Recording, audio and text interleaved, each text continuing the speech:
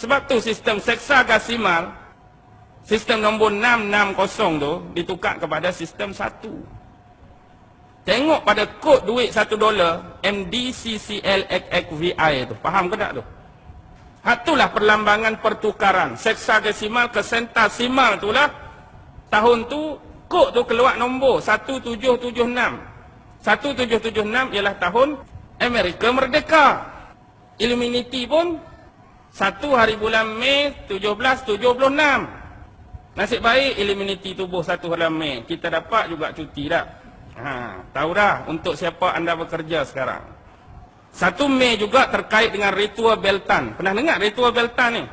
May Day. Pernah dengar? May Day. Hari Mei, bukan kumpulan Mei. May Day, ritual Beltan. Dia ritual Beltan ni dia ambil dari Talmus. Tamus tu juga. Tamus, tam tu sempurna. Mus tu membakar, pembakaran yang sempurna. Tamus dalam upacara ritual Beltan ni dipanggil sebagai Moloch, M-O-L-O-C-H. Mereka ni nak buat apa? Ada ritual May-Day ni, ritual Beltan May-Day ni, orang-orang druid di Inggeris dulu.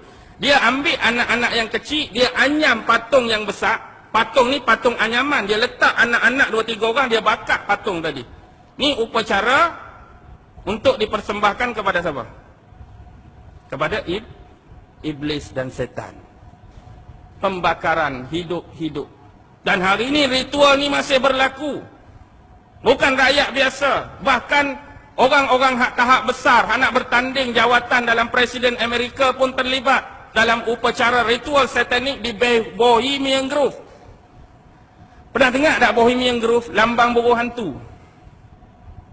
Buruh hantu hadut sengit. Macam lambang kelab bola sepak Sheffield Wednesday tu. Jadi inilah asas-asas untuk kita kaitkan. Untuk kita kait bermula di sini. Kemudian ritual-ritual ini dibawa ke mana? Lepas kerajaan Babylon jatuh, golongan-golongan bangsawan dan elit istana daripada Babylon pergi ke Mesir. Dia bawa dah ritual-ritual mereka ni. Hak sembah setan, sembah iblis ni masuk dalam istana, bergabung dengan golongan elit Fir'aun. Kita tahu zaman Fir'aun zaman apa? Zaman ahli sihir. Zaman sihir kuat. Oh, eloklah zaman sembah setan gabung dengan geng ahli sihir. Maka di sinilah dikatakan permulaan pembukuan satu ilmu yang dipanggil ritual Kabbalah. Kabbalah inilah yang sedang masuk sinonim dengan naiknya agama Yahudi. Tu jadi tak pelik langsung kalau kita tengok sejarah tadi bagaimana mereka boleh sembah ni mudah.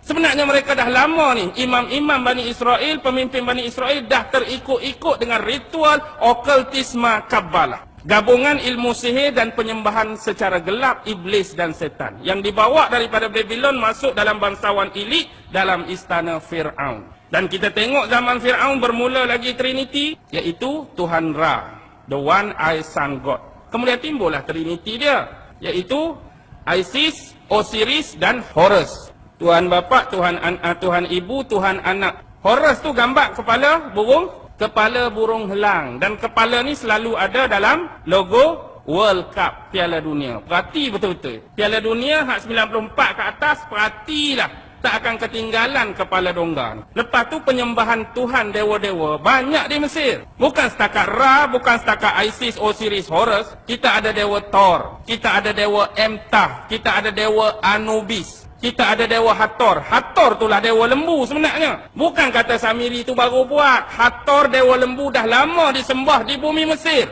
Orang-orang ni pernah minta dengan Nabi Musa supaya dibuat satu patung untuk sembah dia. Ada dah perkataan lagu ni pada Nabi Musa. Suruh buat patung, suruh sembah, nak nampak juga Tuhan. Sebab itulah ritual Kabbalah, nombor 1 kitab mereka ialah Zohar, yang menceritakan tentang sifat-sifat dan bentuk zat Tuhan.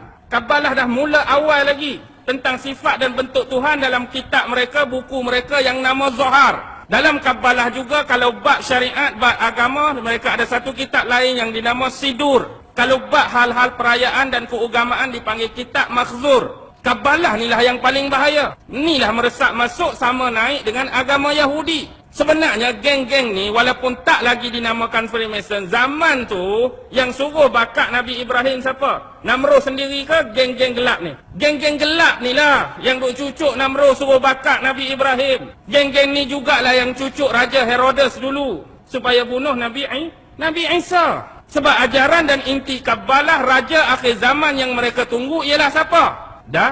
Dajjal. Bila Dajjal, manusia yang akan menghalang Dajjal perlu dibunuh, perlu dicantas lebih awal. Siapa akan halang Dajjal? Siapa akan bunuh Dajjal? Nabi Isa nak bunuh Dajjal, kena bunuh awal-awal lagi dia. Mereka dah ada perancangan yang paling tersusun, paling strategik. Mereka bunuh awal-awal Nabi Isa, konon-kononnya lah. Sebab Nabi Isa ni lah the true Messiah pada sangkaan mereka, dan orang-orang Yahudi yang menganut Kabbalah Freemason hari ni, di sisi mereka Nabi Isa dah tamat riwayat dia. Cuma yang percaya Nabi Isa akan turun, Islam dengan Kristian. Walaupun kita masih berselisih. Bagi kita orang Islam, Nabi Isa diangkat oleh Allah dan akan turun pada waktu yang ditakdirkan Allah. Orang Kristian pun Nabi Isa diangkat, tapi sebelum diangkat kena salib dulu, mati dulu. Kena salib, duduk 3 hari, kemudian tanam, pergi buka kubur dia, tak ada dah dia. Dia keluar dah, kemudian dia baru naik. Naik sama naik dah. Kita naik tanpa kematian. Ini naik kena salib dulu, mati 3 hari baru naik. Ingat tak kisah Tamus? Tamus juga mati disalib, makan di dalam gua, tutup dengan batu, tiba-tiba batu tergolek gede, terbuka pintu gua. Kebetulan hari itu hari ketiga. Tengok-tengok mayat dah tak ada. Jadi cerita ni cerita kebetulan ke cerita lama diulang balik? Cerita lama diulang balik. Dia mati malam Jumaat, Sabtu, Ahad. Ahad naik, sengaja cari hari Ahad naik untuk jadikan hari Ahad sebagai hari keutamaan. Sunday sebenarnya hari matahari. Siapa matahari? Matahari ni orang yang cerah, orang yang terang. Nama lain dia The Lucifer. Siapa Lucifer? Lucifer tu setan. Pernah tengok filem Lucy? Lucy nama macam orang perempuan. Lucy pun kita boleh baca dah. Last kali Lucy ada di mana-mana. Itulah pencerahan dia melalui lambang matahari. Sebab itulah di gereja-gereja, bila gambar Nabi Isa pun, belakang tu seolah-olah ada macam benda cerah. Di belakang Maryam pun ada benda cerah. Di belakang Imam 12 pun ada juga. Jadi sembah siapa sebenarnya? Sembah Tuhan matahari. Hari apa? Hari Ahad. Kita cuti hari apa? Lebih kurang lah tak? Kalau nak kira lah, gambaran ahli sejarah bagi ritual hak sebenar berlaku ni dalam bentuk pembinaan tempat-tempat ritual berlaku pada zaman Nabi Sulaiman. Zaman ahli-ahli sihir, ahli-ahli tenung, magician zaman tu. Jadi Nabi Sulaiman AS buat satu akta, dia tangkap semua ahli-ahli sihir, semua orang-orang magic, semua yang black wish ni. Kemudian kitab-kitab amalan-amalan itu dirampas. Bila dirampas, dia letak di mana? Di bawah kuil Sulaiman. Inilah dipanggil Haikal Sulaiman oleh orang-orang Yahudi. Sekarang hari ni bila kita tengok di mana betul-betul letak Haikal Sulaiman. Haikal Sulaiman lah ni, tempat dia hak betul-betul dekat dengan Kubah Sakhrah tu.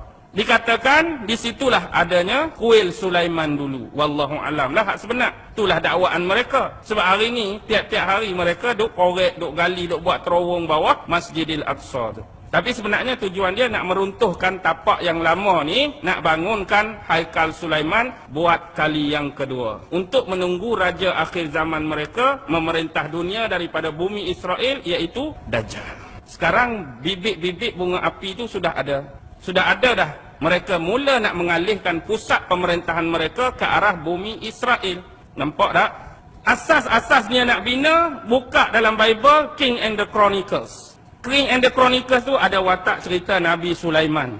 Ada watak Raja Hiram, Raja Tyre yang supply barang-barang untuk buat Haikal Sulaiman dulu, terutama kayu kayan. Lepas tu Adoniram. Adoniram ni juga watak penting yang berhubung kait dengan Haikal Sulaiman dan pengasas Freemason. Bukan pengasas abad ke-18, asas-asas ritual aduk buat zaman kuil Sulaiman tu ada keterlibatan dengan nama Adoniram ni.